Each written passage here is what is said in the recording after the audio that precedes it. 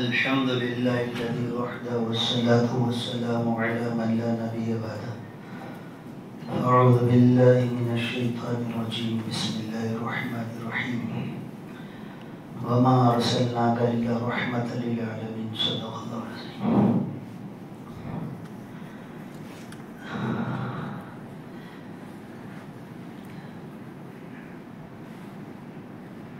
اللہ تبارک و تعالیٰ نے حضرت رسول اکرم صلی اللہ تعالیٰ علیہ وسلم کو اور تمام انبیاء کرام علیہ السلام کو انسانوں کو کیسے جینا ہے وہ بتانے کے لیے اور سکھانے کے لیے بھیجا ہے۔ اللہ تبارک و تعالیٰ ایک ہی نبی بھیج دیتے اور ان کے ذریعے سے اپنی مرضی کو بتا دیتے، وہ قیامت تک کے لیے نمونہ ہو جاتا۔ جو مان لیتا اللہ کے ذمے ہیں اس کو جنت میں ڈال دیتے، جو نہ مانتا اللہ کے ذمے ہیں اس کو جہنم میں ڈالتے، کیونکہ اللہ پاک فرما رہے ہیں لَأَمْلَأَنَّ جَهَنَّمَ مِنَ الْجِنَّةِ وَالنَّاسِ أَجْمَعِينَ، کہ البتہ ضرور ہم جہنم کو جناتوں سے اور انسانوں سے بھریں گے۔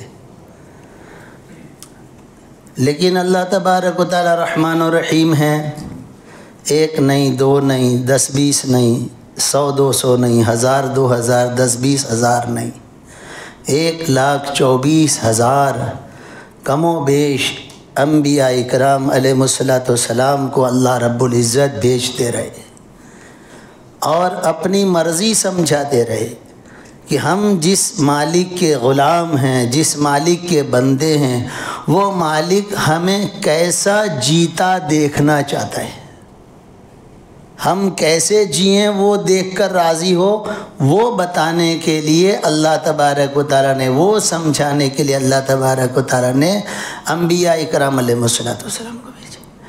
اللہ تبارک و تعالیٰ صرف کتاب بھیج دیتے تو ہو سکتا ہے کوئی یوں کہتا کہ بھئی ہم تو یہ بات پر عمل نہیں کر سکتے، جبکہ اللہ تبارک و تعالیٰ خالق ہیں، مالک ہیں، اور کوئی حکم اس نے ایسا نہیں بھیجا کہ انسان اس پر عمل نہ کر سکے۔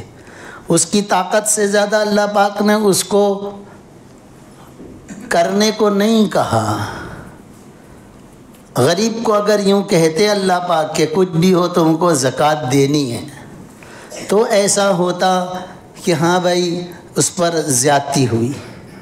بیمار سے کہہ دیتے کہ تم بیمار ہو، وہ تمہاری مرضی، روزہ تو رکھنا پڑے گا۔ غریب سے کہہ دیتے کہ نہیں ہے پیسے تو پیدل بھی جاؤ، حج تو کرنا ہی ہے، کھڑے رہ کے ہی نماز پڑھنی ہے، وہ ہم نہیں جانتے تمہارے پیر درد کرتے ہیں، تم کو کھڑے رہ کے ہی پڑھنی ہے، تو یوں ہوتا کہ اس کی طاقت سے زیادہ اس کو بات کی گئی۔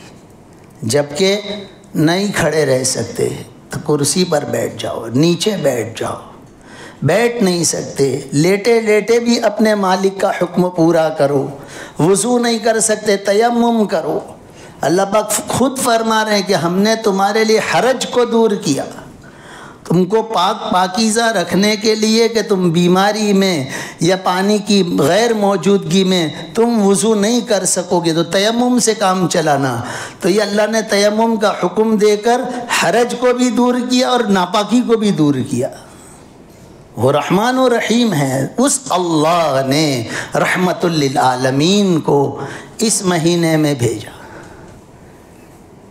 روایتیں ہیں لیکن اس مہینے کی بھی ہے۔ بہرحال جب تمام انبیاء اکرام علیہ السلام کا مقصد اللہ کی مرضی والی زندگی اپنے بندوں کو بتانا اور سکھانا ہے، اور ہمارے نبی جیسا تو کوئی آیا ہی نہیں۔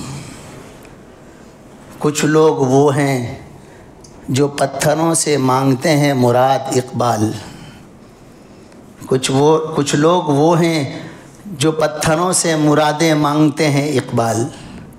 میں ان کا امتی ہوں کہ پتھر بھی ان کو دیکھ کر کلمہ پڑھتے ہیں۔ تو تو اللہ رب العزت نے سب سے بڑا نبی دیا، سب سے بڑی کتاب دی ہمیں، سب سے بڑی شریعت دی، سب سے بڑا مقام دیا۔ اللہ رب العزت نے ہمارے چھوٹے چھوٹے اعمال پر بڑے بڑے انعامات اور اپنی رضا کے دینے کے اللہ پاک نے پروانے سنائے، بشارتیں سنائی۔ کسی مسلمان کی ضرورت میں، ارے اس کی دنیا کی ضرورت ہے، تم 2 قدم چل لو، تم اس کے لیے کچھ چل لو، اللہ رب العزت تمہارے اور جہنم کے درمیان خندقیں کھود دیں گے، یعنی دوری کر دیں گے، جہنم سے دور کر دیں گے، ہے نا۔ اللہ کی مخلوق کا غم رکھ کر جو اللہ کے پاس پہنچا وہ تو ضرور نوازا جائے گا، اس لیے کہ درد دل کے واسطے پیدا کیا انسان کو اللہ نے، درد بانٹنے کے لیے، کسی کی تکلیف اور غم کو سمجھ کر اس کو تسلی دینے کے لیے تجھے پیدا کیا، درد دل کے واسطے پیدا کیا انسان کو، ورنہ طاعت کے لیے کم نہ تھے کرو بیاں۔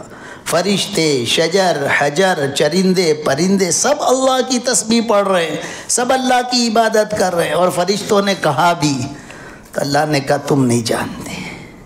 بہرحال وہ رحمت والے نبی کو اللہ رب العزت نے ربیع الاول، پہلی بہار ایسی جو دنیا نے پہلی مرتبہ دیکھی، آج تک نہ اس سے پہلے نہ اس کے بعد کبھی ایسی بہار کسی نے نہیں دیکھی۔ وہ نبی کہ جس کے قدموں کو زمین بوسہ لے، پھر ایسے قدم نہیں ملے۔ سورج نے جو شعائیں ان پر ڈالی، ایسی شعائیں کسی اور پر آج تک پڑی نہیں اتنے بڑے مقام والے کی۔ چاند نے اپنا چاندنا جو کیا، ایسی شخصیت نہ اس سے پہلے گزری اس کے چاندنے کے لیے، نہ اس کے بعد گزری۔ ہواؤں نے ان جسموں کے بوسے لیے۔ مکے مدینے میں آج بھی وہ پہاڑ موجود ہے جنہوں نے میرے نبی کو دیکھا ہے۔ نبی کا نام آتا ہے تو دل پیار و محبت سے بھرتا ہے، لیکن میرے بھائیوں، ہم اعمال کی کمی کوتاہی کے ساتھ سنتوں کو چھوڑ کر اپنے دین اور دین کی باتوں کو جیسا لینا چاہیے ویسا نہ لے کر جی رہے ہیں، تو یہ ہمارے لیے بہت بڑی کمی کوتاہی اور بہت بڑی محرومی کی بات ہے کہ سوچ سمجھ کر تو نے جس نبی کو بڑھاوا دیا، اس نبی کے کام کو تو نے وہ بڑھاوا نہیں دیا جو دینا چاہیے تھا۔ میں مثال دیتا ہوں کہ قرآن کریم کے اوپر کوئی چیز نہیں رکھتے، نہ دوات رکھتے ہیں، نہ قلم رکھتے ہیں، نہ کوئی کتاب رکھتے ہیں، کچھ نہیں رکھتے، تو اس میں جو اللہ کا فرمان عالی شان ہے، اس فرمان عالی شان کے اوپر دوسرا کیوں کچھ رکھتے ہیں؟ سمجھنے کی چیز ہے، غور کرنے کی چیز ہے۔ میں کیا کر رہا ہوں؟ اذان ہوئی، اب اللہ کا حکم آیا، اب اس کے اوپر میں کچھ دوسرا رکھ رہا ہوں، میں نہیں آ سکتا، میں نہیں جاؤں گا، میں گھر میں پڑھ لوں گا، میں بعد میں پڑھ لوں گا، قضا کر لوں گا۔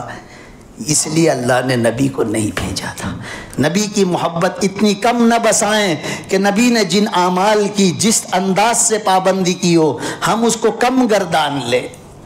سفر، حضر، جنگ، راحت، ہر حال میں نبی کریم صلی اللہ علیہ وسلم نے نمازوں کی ادائیگی اور دنیا سے جاتے جاتے بھی نمازوں کی تاکید کی ہو، اس نبی کی آنکھوں کی ٹھنڈک نماز کو ہم ہلکا کر دیں۔ درود پاک نبی پر ہم کتنا پڑھتے ہیں؟ کیوں آج کی مجلس سے کیوں کچھ زیادہ وظیفہ درود پاک کا ہم اپنے پہ کیوں نہیں لے لیتے کہ میں آج سے اتنا درود پاک اپنے نبی پر پڑھوں گا؟ ارے تیرا درود پاک اللہ کی بارگاہ میں مقبول ہے، اس کے قبول ہونے میں کوئی شک کی گنجائش نہیں ہے کہ نہیں قبول ہوگا۔ پھر بھی ہم دن بھر باتیں کرتے ہیں، کیا ہم اپنے نبی پر درود پاک نہیں پڑھ سکتے؟ وساوس اور دنیا کے کام گھیرے رہتے ہیں، اس سے آہستہ آہستہ نکل۔ دوسرا جو آج کے دن اور ابھی فی الحال کے دور میں جو ہمارے سامنے ایک اور کام ہے کہ آج کا دن ہے کہ ہم اپنے ای میل کو بھیجیں یا اس میں اور کچھ کوشش کریں۔ میں سلام کرتا ہوں ہندوستان کے مسلمانوں کو، اور اللہ سے جن مقاصد کے لیے کوششیں کی جا رہی ہے، اللہ سے کامیابی کی امید لگاتا ہوں کہ اللہ رب العزت کامیابی دے، اور وہ امانتیں جو اسلاف کی ہم تک آئی، اب ہمارے لیے یہ ہے ہم سنبھال سکیں گے یا نہیں سنبھال سکیں گے۔ اب تک سنبھلتے سنبھلتے 400 500 600 سالوں سے ہمارے پاس آئی، اب ہمارے لیے ہم سنبھال سکتے ہیں یا نہیں۔ لہذا دعا کر کے، کوشش کر کے، اور کسی کو پوچھ کر کے، کہہ کر کے، جتنا ہم سے ہو سکے، ہم کیوں اس میں اپنے حصے کو کیوں نہیں لگا رہے ہیں؟ یہ کتنا بڑا کام ہے، ہم سمجھ نہیں رہے ہیں۔ تیرے میرے نجی اور روزانہ کے کاموں سے یہ چھوٹا کام ہے۔ اگر نہیں کیا تو اپنے لیے کتنا زیادہ ندامت کی چیز ہے کہ تو نے یہ سارے اتنے سارے اوقاف اور مساجد اور مدارس اور خانقاہیں اور دیگر جتنے قبرستان اور درگاہیں ان کی حفاظت کا کام تیرے سامنے آیا تھا، اور تو روز کی تیری لپا ڈگی میں لگا رہا۔